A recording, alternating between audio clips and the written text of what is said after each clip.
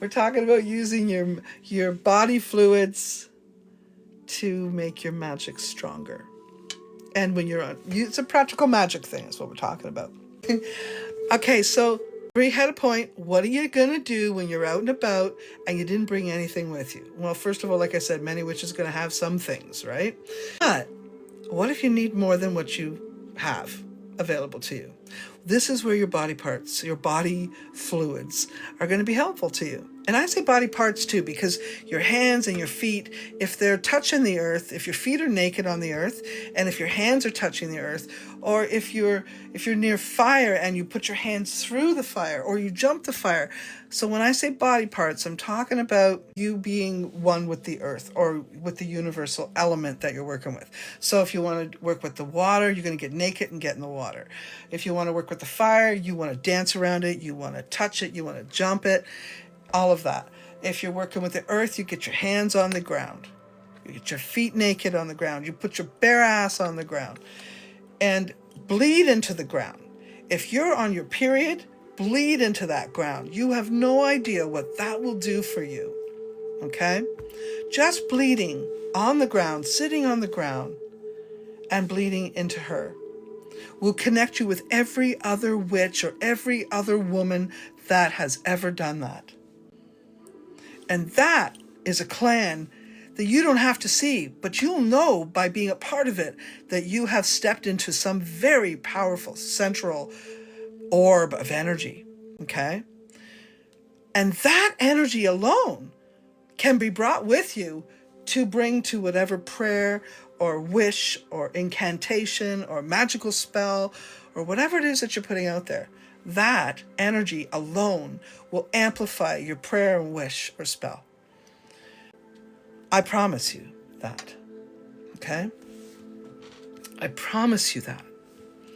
By using our blood in ritual work, we absolutely create an energy that is unsurpassable. You cannot find anything more powerful than the power of menstrual blood, okay? I'm no longer bleeding. But there was a time when I used to hate what we called, I hate being on the rag. Remember, we used to call that nasty. Really talk dirty about it and really nasty about it. And then one day it realized to me that once I got to understand things, I read a book called The Red Moon, actually. This one really did it for me. And it was a wonderful book and learned a lot about how to use my magical connection through some of that. But there was other things that I learned through Strega traditions about using the blood of the menstrual period and also the blood, even just your own blood of your hands. Like if you don't bleed anymore, you can still use your own blood, okay? And so using your own blood in, let's say, even writing a petition or in putting a signature with it, I want you to understand that your blood is the most powerful thing that you have. That is the truth. And your menstrual blood is the most powerful thing that you have. And there's so much you can do with menstrual blood. There's so much you can do with it. And just regular blood too. So for the men that are watching or participating or who will hear this one day, I'd like to say that you can use your own blood. You can literally cut a little hole in your finger and use that blood, and it won't hurt you too much, but you can use it. And it is extremely powerful. A lot of people say that they use dragon's blood resin to seal a deal, so to speak. And you can, in a pinch, if you got it. But if you don't have it, you got your own blood.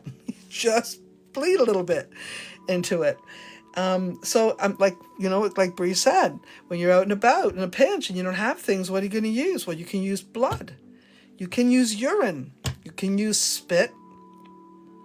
You can use snot, which is spit, but you can use it. Snot would be used for more, well, it depends how you use it, to be honest with you. You can use it actually in a spell. If you're the one who's sick and you're doing a healing spell, you could use it to help yourself. The thing, semen, and you can use that for sure, for many things. But mostly for dominance, to be honest with you. Dominance is the big one I would use semen for, is dominance. But you can also use it in fertility rituals or fertility prayers or wishes or magic. You can use it in that as well. Fertility is about abundance in general. Okay, so when you can make the ground fertile. It doesn't just have to be your body.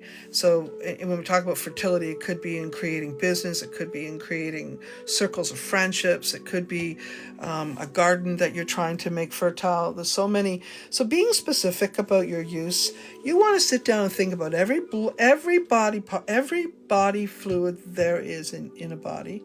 And I want you to think logically about how you can use it. Be logical. Be logical, because magical does not mean complicated. In fact, many witches didn't have, they didn't have they sure as hell didn't have a computer, right? So very rudimental kind of magic, very physical magic is what they practiced and what they used. And the herbs and the dirt and the fire and the water and the air and all of that was used in conjunction with the things that they found, which would be that alchemy, right? But nature made it simple. So don't make it complicated. Make it simple. What can you use body fluids for? Think about it. And tears can be very helpful too, but what would you use tears for? How could you use it? Are they happy tears? Are they sad tears? How would you use tears? So what would you use, let's say, sad tears for? What do you think we could use sad tears for? Healing grief. Healing grief. And finding peace.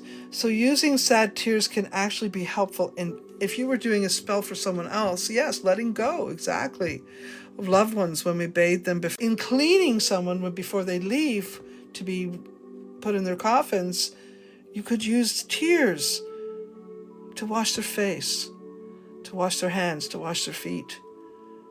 And share your love, because in that grief is the depth of your love.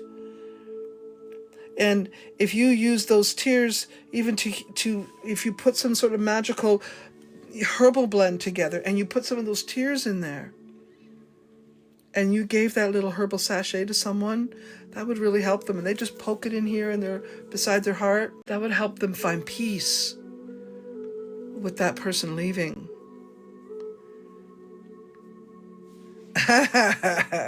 Think, what body fluid could we use for hexing?